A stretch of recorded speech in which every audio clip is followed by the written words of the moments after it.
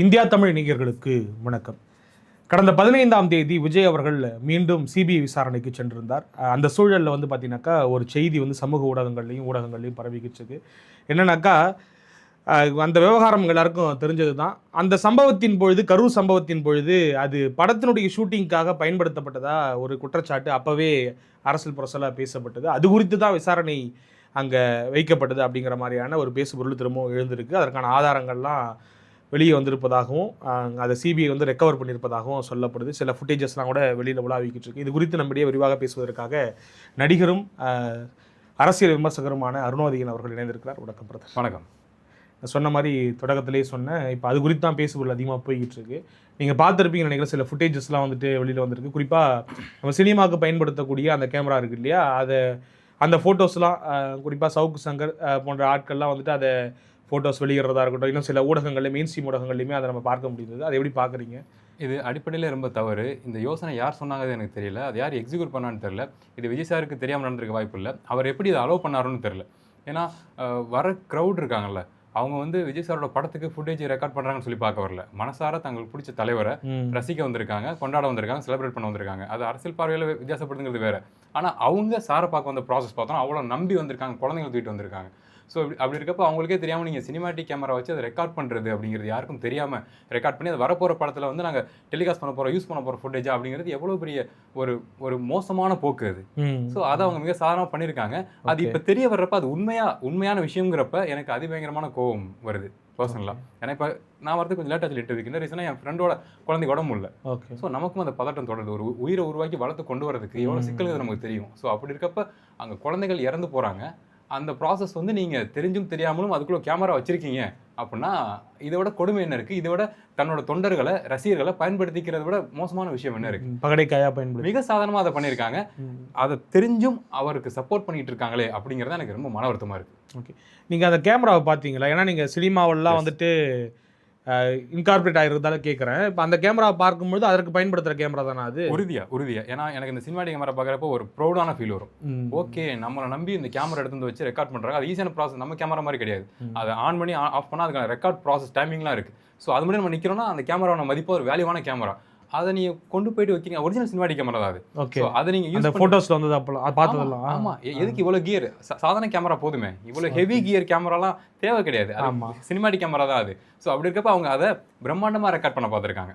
ஏன்னா குட்டி குட்டி கேமரா நிறைய இருக்குது. சினிமாட்டிக் விஷுவல் கொடுக்குற பாக்ஸ் கேமரா நிறையா இருக்குது. ஆனால் அவங்க அதை தாண்டி விஷுவலாக சினிமாவை காமிக்கிறப்ப நல்ல லென்ஸ் போட்டு ப்ராடாக காமிக்கணும்ல, அந்த ஃபுல் தாட்டில் இருந்திருக்காங்க. எனக்கு என்ன பதட்டமாக இருக்குது அப்படின்னா, இந்த விஷயம் எனக்கு ஆக்சுவலாக இப்போ தான் ரீசெண்ட் டேஸில் தான் தெரியும் உறுதிப்படுத்தப்படுறதுங்கிறது. மக்கள் அங்கே அந்த கூட்டத்தில் அலமோதுனாங்கல்ல, மக்கள் கூட்டம் அலமோதலை, மக்களே அலமோதுனாங்க. அந்த தலைகள் பார்த்தீங்கன்னா மொத்த தலையும் இப்படி போயிட்டு இருக்கு. கண்டிப்பாக அந்த ப்ராசஸ் தெரியும், கேமரா ரெக்கார்ட் ஆகிட்டுன்னு தெரியும். ஸோ அப்படி இருக்கப்போ இது மிக மோசமாக மாறப்போகுதுங்கிறது விஜய் சாருக்கு தெரிஞ்சிருக்கும்ல. ஒரு சாதாரண ஆக்டர் இல்லை அவர். எத்தனை படங்கள் நடிச்சு எத்தனை க்ரௌடில் பெர்ஃபார்ம் பண்ணியிருக்காரு அவர். ஸோ இது க்ரௌடு கட்டுப்பாடு மீறுங்கிறது அவர் ஈஸியாக தெரிஞ்சிருக்கும்ல. ஸோ அப்படி இருக்கப்ப அந்த நேரத்திலையும் அவர் பேசிக்கிட்டு பாடிக்கிட்டு க்ரௌடை செரிஸ் பண்ணிக்கிட்டு இருக்காரு. ஏன்னா பாடினா க்ரௌடு ஹைப் ஆவாங்கன்னு தெரியும். ஸோ அப்போ விஷுவல் இன்னும் நல்லா வரும்னு தெரியும். அவர் மேலே ஏறி பார்க்கும் போதே தெரிஞ்சிருந்திருக்கும். அவருக்கு நேரடியாக ஸ்ட்ரெயிட் டு த ஐ பார்க்கும் போதே தெரிஞ்சிருக்கும் இல்லையா? ரொம்ப ஈஸியாக தெரியும். மனுஷன் தானே அவர், ஏலியன் கிடையாது, பூமியில் வாழ்ற மனுஷன் தான். க்ரௌடு கட்டுப்பாட்டை மீறதுங்கிறது நமக்கே தெரியும். இது ஆபத்தா மாறப்போகுது. டிவியில் பார்க்கும்போது நமக்கே ஈஸியாக தெரியுது. TV camera, news camera record பண்ணும்போது நமக்கு பார்க்க தெரியுது. ஆமாம், ஏன்னா மக்கள் இடிச்சுக்கலாம், அலப்பாயக்கூடாது. அலையா இருந்தாங்க, ஒருத்தவங்க சாஞ்சா எல்லாம் சாயிறாங்க, சப்போர்ட் இல்லை எதுக்குமே.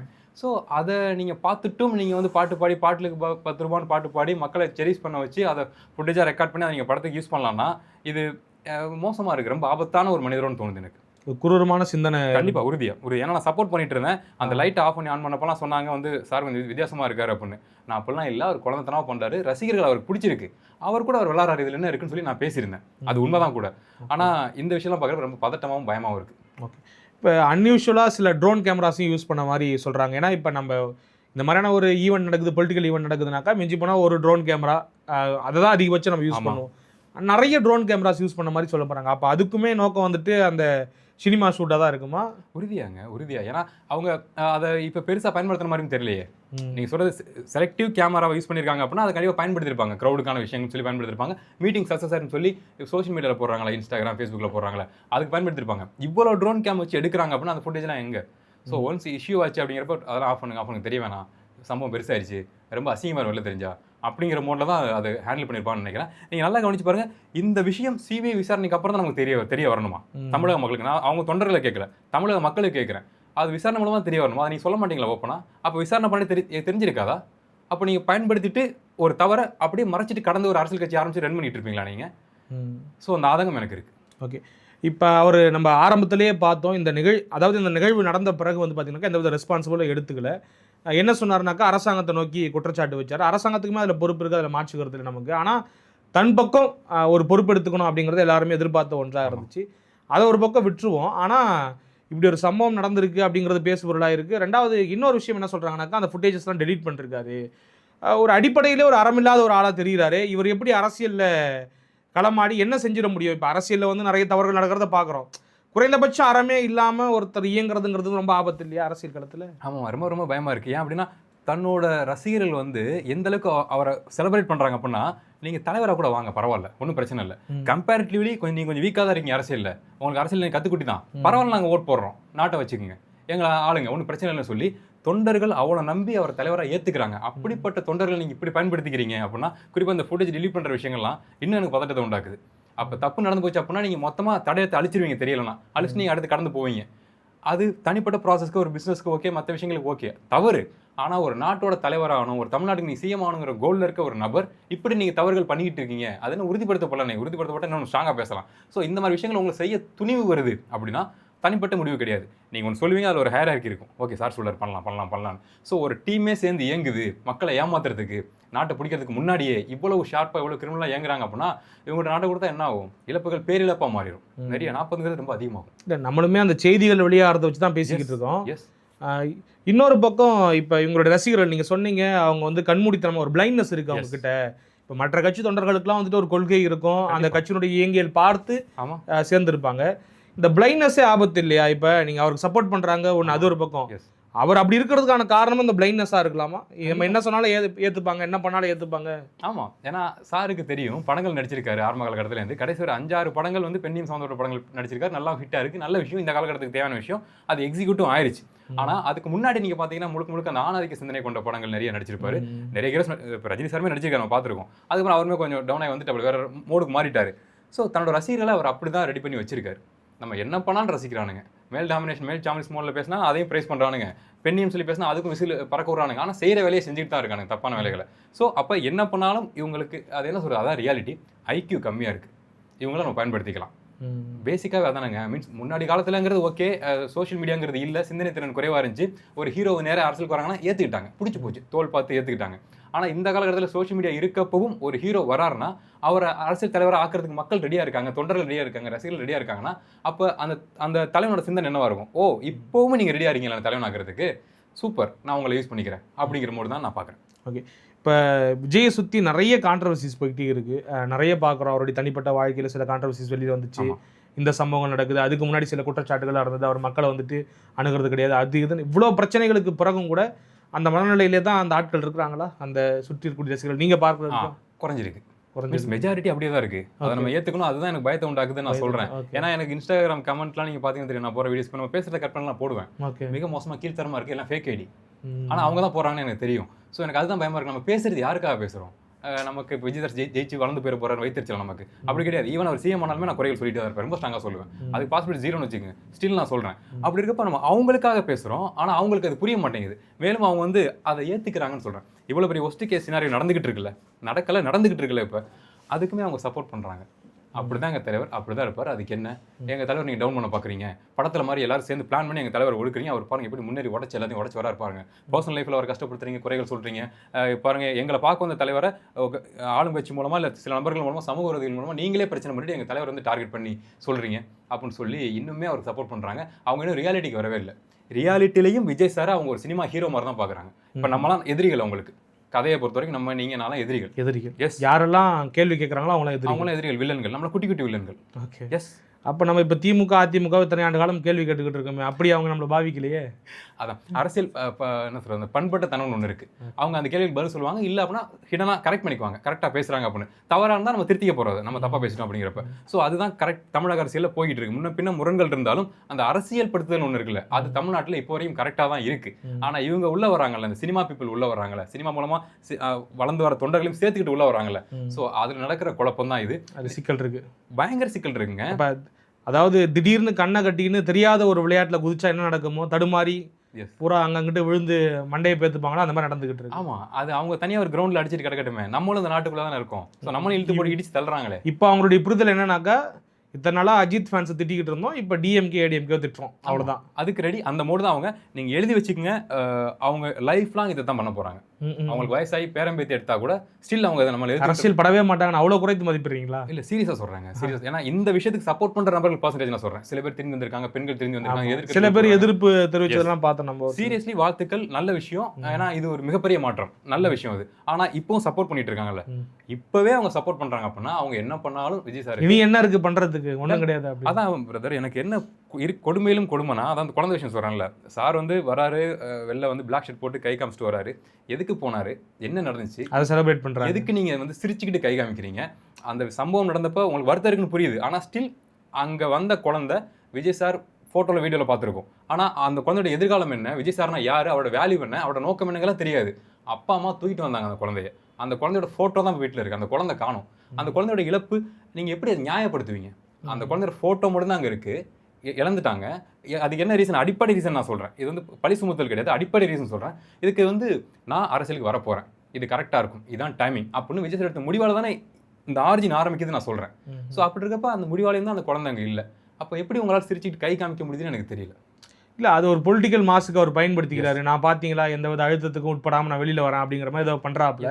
ஆனால் அந்த சம்பவம் பின்னணியில் அப்படி ஒரு சம்பவம் நடந்திருக்கு, அதை கூட உள்வாங்க கூடிய திறமை இல்லாத ஒரு ஆளாக தான் இருக்காரா, அந்த உணர்வு கூட இல்லாத ஒரு ஒருவேளை பானன் பிராட்டப்ன ஒரு சில்வர் ஸ்பூன்லேயே வளர்ந்ததால அது எதுவுமே தெரியலையே, கிரவுண்டை பற்றின எந்த புரிதலும் இல்லையே, எளிய மக்களுடைய உணர்வுல புரிஞ்சிக்கூடிய சக்தியே இல்லையா? உறுதியா. ஏன்னா இது மோசமான சம்பவத்துக்கான விசாரணைக்கு தான் சார் போயிருக்காரு.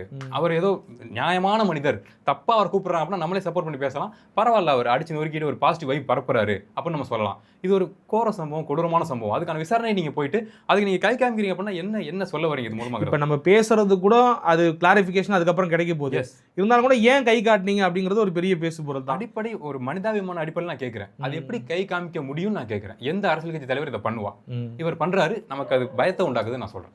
இன்னொரு பக்கம் இப்படியான சம்பவங்கள்லாம் நடந்துகிட்டு இருக்கு. ஒவ்வொரு முறையும் ஒரு சுத்தின பிரச்சனைகள் வரும் பொழுது நிறைய இந்த மாதிரியான இப்போ ஏற்கனவே அந்த விவாகரத்து விடயங்கள் வெளில வரும்பொழுது ஒரு சின்ன கிளாரிஃபிகேஷன் கொடுக்கறதுல இவருக்கு என்ன சிக்கல்? ஒருவேளை இதெல்லாம் கொடுக்க வேணாம், அப்படியே கடந்து போகலாம், நம்மளை எதுவும் பெருசாக எடுத்துக்க மாட்டாங்க. ஏன்னா இப்போ நம்ம பேசிக்கிட்டு இருக்க அந்த குற்றச்சாட்டுங்கிறது பொது வெளியில் வைக்கப்படுது, மெயின் ஸ்ட்ரீம் மீடியாவில் பேசுகிறாங்க. வெளியில் வந்து இப்படிலாம் ஒன்றும் நடக்கலை, அது ஒருவேளை பொய்யா இருந்தா நான் சினிமா காட்சிகளெல்லாம் பயன்படுத்தல அப்படின்னு சொல்லிட்டு பிரச்சனை முடிஞ்சிடும் இல்லையா? ஏன் அதை பண்ண மாட்டாரு? அதுதாங்க விஷயம். அப்ப ஏதோ ஒரு சிக்கல் இருக்கு, அது உள்ள சிக்கல் இருக்கு. அதை தாண்டி இன்னொரு மேம்பட்ட போக்கு. அது நீங்க என்ன பேசுறது, நான் பதில் சொல்றேன், நான் என்ன உனக்கு விளக்கம் கொடுக்கறது? நீங்க எல்லாம் ஒரு ஆளா அப்படிங்கிற போது தான் அது ரியாலிட்டி. அதுதான், அதான் நம்ம ஏத்துக்கணும். கோவங்கள் கூட அவங்க ஃபாலோவர்ஸ்க்கு வரலாம், என்னங்க தலைவர் பத்தி இப்படி தப்பா சொல்றீங்கன்னு. உண்மை அதுதான். ஈவன் அவங்க தொண்டர்களே கேட்கட்டும், அவங்க பொறுப்பாளர்களே கேட்டும் கேள்வி பதில் சொல்ல மாட்டாங்க. அந்த மாடல அவங்க இருக்காங்க. ஏன்னா இவ்வளவு பேர் சப்போர்ட் பண்றாங்கல்ல, எனக்கு தெரிஞ்சு அவரை எதிர்பார்த்திருக்க மாட்டார் இவ்வளவு சப்போர்ட் கிடைக்கும்னு. அவங்க ஃபாலோவர்ஸ் கிட்ட இத்தனை ஃபேன்ஸும் தொண்டர்களாக மாறுவாங்கன்னு அவரே எதிர்பார்த்திருக்க மாட்டார். ஆனால் மாறுறாங்கல்ல.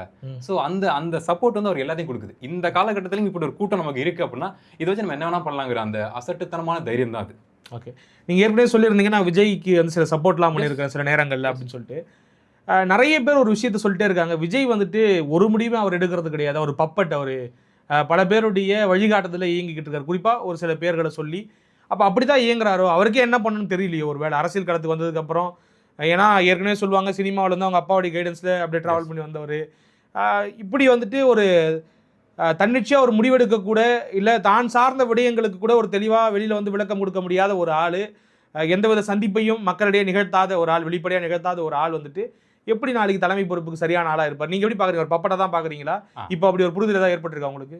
என்ன விஷயம், நீங்கள் கேள்விக்கு ப்ராப்பராக ஒரு ஆன்சர் நான் சொல்லிடுறேன்.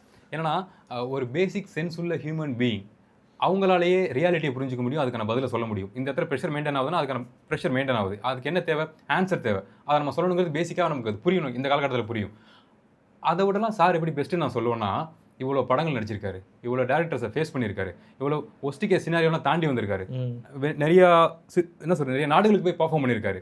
ஸோ நிறைய மக்களை பார்த்துருக்காரு, சுச்சுவேஷன்ஸ் பார்த்துருக்காரு, சூழல்கள் பார்த்துருக்காரு. ஸோ இவ்வளோ பேரை பார்த்த மனிதருக்கு எல்லாமே புரியுங்கிற, நான் சொன்னது சாதாரண மனுஷனுக்கே புரியுங்கிறப்ப சாருக்கு எல்லாமே புரியும். ஸோ அப்போ அவர் கொடுக்குற இந்த ரியாக்ஷன்ஸ் இருக்குல்ல சம்பவங்களுக்கு, அதுக்கும் இதுக்கும் துளியும் பொருந்த மாட்டேங்குது. ஒரு மனுஷனாலேயே அதுக்கு ரியாக்ட் பண்ண முடியுமே, நீங்கள் எப்படி இப்படி ஜம்ப் ஆகி போயிட்டு இருக்கீங்கன்னு ஒன்று இருக்குல்ல. ஸோ அப்போ நீங்கள் சொல்கிறதான் கரெக்டாக இருக்குது. ஒரு மனுஷனால அதுக்கு ரியாக்ட் பண்ண முடியும், ரியாக்ட் பண்ணணும். அதை பண்ணாமல் போகிறாருன்னா தப்பான கைடன்ஸ் தான் அவர் இயங்கிட்டு இருக்காருன்னு எனக்கு தோணுது. எஸ், இப்போ கைடன்ஸில் இயங்குறாருன்னு நினைக்கிறீங்களா, இல்லை தன்னிச்சையாகவே இயங்க முடியாத ஒரு நபராக இருக்காருன்னு புரிஞ்சுக்கிறீங்களா? எனக்கு தெரிஞ்சு இப்போ அந்த மாதிரி இயங்குறனால இப்போ ட்ராப்ல அவர் சொந்த சுயசேதனில் இயங்கியிருந்தாருன்னா அவருக்கான சப்போர்ட் நம்மளுமே பண்ணலாம். அவர் லாக் ஆயிருக்காரு எங்கேயோ அப்படின்னு சொல்லி நம்மளே கூட சப்போர்ட் பண்ணலாம். ஆனால் இப்போ அந்த பேச்செல்லாம் கேட்டனா லாக் ஆயிட்டாரு, இப்போ நம்ம ஒன்றும் பண்ண முடியாது. ஓகே, இந்த விவகாரம்ங்கிறது எதை நோக்கி நகரும்னு நினைக்கிறீங்க? கடைசியாக அந்த ஒரு கேள்வி, இப்போ இந்த ஃபுட்டேஜஸ்லாம் வெளியாகிருக்கு அப்படின்னும் பொழுது சப்போஸ் அது ஊர்ஜிதமாச்சுனாக்கா நடவடிக்கை எடுப்பதற்கான வாய்ப்புகள் இருக்குது, இவர் மேலே சார்ஜ் ஷீட் போகிறதுக்கான வாய்ப்பும் சொல்லி இருப்பதாக பேசப்படுது. இது எப்படி பார்க்குறீங்க? அவருடைய அரசியல் வாழ்க்கையில் வந்த இந்த ஒரு 2.5 வருஷத்தில் இவ்வளோ சம்பவங்கள் நடக்குது, அதற்கு காரணம் வந்துட்டு அவர் சொல்கிற மாதிரி மற்ற கட்சிகள் கொடுக்குற அழுத்தமா, இல்லை இவரே இவருக்கு வச்சுக்கிற வேட்டா? எப்படி பார்க்குறீங்க? அதை அவரே அவருக்கு வச்சுக்கிற வேட்டு தான் சொல்லுறது, யோசிக்க ஒன்றுமே கிடையாது. ஏன்னா ஈஸியாக சென்ஸ் பண்ண முடியும் பிரதர், தப்பாக இருக்கு, நம்மளை யூஸ் பண்ண பார்க்குறாங்க, ப்ளே பண்ண பார்க்குறாங்கிறது அவருக்கு தெரியும். நீங்கள் நல்லா யோசிச்சு பாருங்க, பக்கா பிளான் பண்ணி போயிருக்காங்க சினிமா ஷூட் எடுக்கிறதுக்கு. ஏன்னா க்ரௌடு வேணும், அதை அனுமதிச்சதே தப்பு இல்லையா? ஏன் என்னுடைய ரசிகர்கள் எப்படி நீ பயன்படுத்துவ? ஒரு 4 பேரை காசு செலவு பண்ணி ஒரு 1000 ஜூனியர் ஆர்டிஸ்ட் கூட்டுறதுக்கு உனக்கு என்ன தாராளமா அப்படி கேட்குறேன். அதான் ஏன் நான் பக்கா பிளான் சொல்கிறேன்னா, க்ரௌடு 10 ஒன்ஸ் கேமரா எடுத்துட்டோம், பண்ண போகிறோம், இது பயங்கர வேல்யூவாக இருக்கணும், இது படத்தில் வரப்போ இன்னும் பிளாஸ்ட்டாக இருக்கணும், பிளாஸ்ட்டுங்கிற மோடு தான். ஸோ அப்போ கூட்டிகிட்டு வராங்க, இங்கேருந்து கூட்டிகிட்டு வராங்க, அங்கேயும் மக்கள் இருக்காங்கன்னு தெரியும். ஸோ மொத்தமாக எல்லாம் அலை மோதட்டும், க்ரௌடு பயங்கரமாக இருக்கட்டும், அதை நம்ம ரெக்கார்ட் பண்ணுவோன்ட்டு நீங்கள் போயிருக்கீங்கன்னா அப்போ எவ்வளோ பெரிய இது முள்ள மாதிரித்தனம். அதை உங்களால் பண்ண முடியுது. உங்களுக்கு அரசியலும் வேணும், சினிமாவும் வேணும், அதுக்கு மக்கள் வேணும், உங்களோட தொண்டர்கள் வேணும், தொண்டர்களோட குழந்தைகள் வேணும்னா இது ரொம்ப தப்பாக இருக்குல்ல. ஆமாம், இப்போ முன்னாடி வச்ச சந்தேகங்களும் ஊர்ஜிதமாகிற மாதிரி தருது இல்லையா? நாமக்கல்ல முடிக்கிறாரு, 7 மணி வரைக்கும் இந்த காலதாமதப்படுத்தப்படுது, 7-8 மணி வரைக்கும் அந்த கூட்டம் சேரட்டும்ட்டு. ரெண்டாவது அந்த நாமக்கல்ல இருக்கக்கூடிய கூட்டமும் ஃப்ளோட் ஆகி இங்கே வரட்டும் அப்படிங்கிறதுக்காக பஸ்ஸில் அங்கேருந்தே ட்ராவல் பண்ணி ஒவ்வொரு இடமா கை காட்டி திடீர்னு பஸ் உள்ளார போய் உட்காந்துருக்காரு அந்த கிட்ட வந்த உடனே. அப்போ இது உண்மையோ அப்படின்னு நினைக்க தோணுது இல்லை நமக்கு? நம்ம அந்த ப்ராசஸ் தப்புங்கிறோம். ஒரு அரசியல் மீட்டிங்க்கு நீங்க பண்ணதே அடிப்படையிலே தப்பு. எப்படி ஒரு கூட்டத்தை இன்னொரு கூட்டத்தை சேர்ப்பீங்க?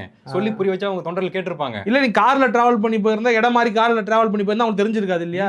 அசால்ட்டா பண்ணலாம், அரசுமாலாம் நடிக்க கூடாது, கார் டக்லாம் மாறி அசால்ட்டா மாறல, பஸ்ல இருந்தா தெரியும் நமக்கு எல்லாரும் போறாங்கன்ட்டு. ஸோ இது பக்காவா பிளான் பண்ணி நீங்க இந்த ஷூட்டுக்காக இந்த விஷுவலுக்காக நீங்க பண்ணிருக்கீங்கன்னு தெரிய வர்றப்ப பயங்கர கோவம் வருது. எப்படி அவங்க தொண்டர்கள் இதை ஏத்துக்கிட்டு அமைதியா ஸ்டில் சப்போர்ட் பண்றாங்கன்னு எனக்கு புரியல. ஓகே, கடைசியாக ஒரு கேள்வி, விஜயனுடைய அரசியல் எதிர்காலம் இதுக்கப்புறம் எப்படி இருக்குன்னு நினைக்கிறீங்க? என்ன ஒரு மதிப்பீட பெறுவார் மக்கள் மத்தியில்?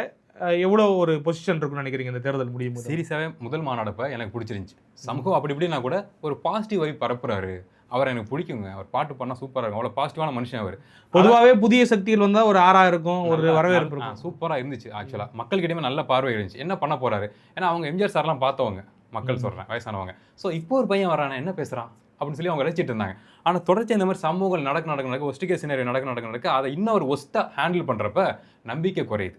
குறிப்பாக அந்த பர்சனல் லைஃப் இஷ்யூ நடக்கிறப்ப பெண்கள் கொஞ்சம் பேக் அடிக்கிறாங்க. ஸோ மக்களுக்கு அவர் மீதான நம்பிக்கை குறைஞ்சிருச்சு. இருந்துச்சு, நான் இல்லைன்னு சொல்லலை, இருந்துச்சு. ஒரு பாசிட்டிவ் வைப் இருந்துச்சு. ஓட்டு போடலாங்கிறத தாண்டி வரட்டும், என்ன பண்ணுறான்னு பார்க்கணுங்கிற வைப் இருந்துச்சு. ஆனால் அது இப்போ டோட்டலாக குறைஞ்சி போச்சு. நான் சொல்கிற அந்த ஒரு கேங் இருக்குல்ல, சப்போர்ட் இருக்காங்க, என்ன பண்ணாலும் சப்போர்ட் பண்ணுவாங்க, அவங்க மட்டும் தான் சப்போர்ட் பண்ணிட்டு இருக்காங்க. அந்த சப்போர்ட்டை வச்சு எதுவும் பண்ண முடியாதுங்கிறது சாருக்கு தெரியும். ஏன்னா அதை தாண்டி அரசியல்னு ஒன்று இருக்குது, அதில் புரிதல் உள்ள தொண்டர்கள்னு ஒருத்தவங்க இருக்காங்க, அதை தாண்டி மிகப்பெரிய அரசியல் போயிட்டு இருக்கு. அதில் எங்கேயாவது ஒரு பக்கம் அவர் சாஞ்சாருன்னா தப்பிச்சிக்க வழி இருக்கு. அதான் ரியாலிட்டி. மேபி ஏதோ ஒரு கூட்டணிக்கு போயிருந்தாருன்னா தப்பிச்சிருப்பார். ஏன்னா அந்த கூட்டணி இருக்கக்கூடிய பழம்பெரும் கட்சிகள் வந்துட்டு அவரை கரெக்டாக வழி கைட் பண்ணுவாங்க. ஸ்டில் இப்போவுமே நான் சொல்கிறேன், கைட் பண்ண வாய்ப்புகள் இருக்குது. ஆனால் இப்படி தான் நான் இருப்பேன் அப்படின்னா அது எங்கேயோ போய் இன்னும் மோசமாக தான் முடியும். இன்னொரு விஷயம், நிறைய இந்த உத்தேசப்பட்டியல், இது ஏன்னா நான் கடைசி கேள்வி முடிச்சலான்னு தோணுச்சு. உத்தேசப்பட்டியல் வெளியாகி இருக்கு. அந்த கட்சியினுடைய முகங்கள் சில பேர் தான் இருக்கிறாங்க. புஷி ஆனந்த், இவர், அப்புறம் ஆதவ் அர்ஜுனா, வெங்கட்ராமன், அப்புறம் மரிய வில்சன், இவங்க எல்லாருமே சென்னையில் போட்டி போடுறாங்க. இப்படி புரிஞ்சுக்கலாமா? விஜய் கட்சி வந்து சென்னை பாக்கெட் கட்சி, சென்னையை தாண்டி எங்கேயுமே வெற்றி பெற முடியாதுன்னு அவங்களுக்கு ஒரு சந்தேகம் வந்துருச்சுன்னு. உறுதியா? ஏன்னா இது ஈஸி, சென்னை ஈஸி. அதை தாண்டி என்ன விஷயம்னா என்ச்சா வந்து அரசியல் பண்ணலாம். ஓகே, மத்தெல்லாம் டிராவல் இது வேற இருக்கா? நான் வேற மாதிரி நினைச்சேன். எஸ் தூங்கி எஞ்சா வந்து அரசியல் பண்ணலான்ற முடிச்சுட்டு போய் வீட்டில் தூங்கிடலாம், அவ்வளோதான் விஷயம். மற்றபடி நான் டிராவல் பண்ணணும், ஃப்ளைட்டில் போகணும், டயர்டாக இருக்கும்ல. ஸோ இந்த ஷூட்டிங் ஈஸி. தலைவர் மட்டும் தான் அப்படி நினைச்சேன், எல்லாருமே அப்படிதானா? சீரியஸ்லி அதுதாங்க, அப்படி தான் பண்ணுறாங்க. இந்த அரசியல் எங்களுக்கு புரியாமல் இல்லை, புரியுது, அதை நாங்கள் பேசுவோம் தொடர்ச்சியாக. சரி, நிறைய விடயங்களை பகிர்ந்துட்டு ரொம்ப நன்றி. நன்றி.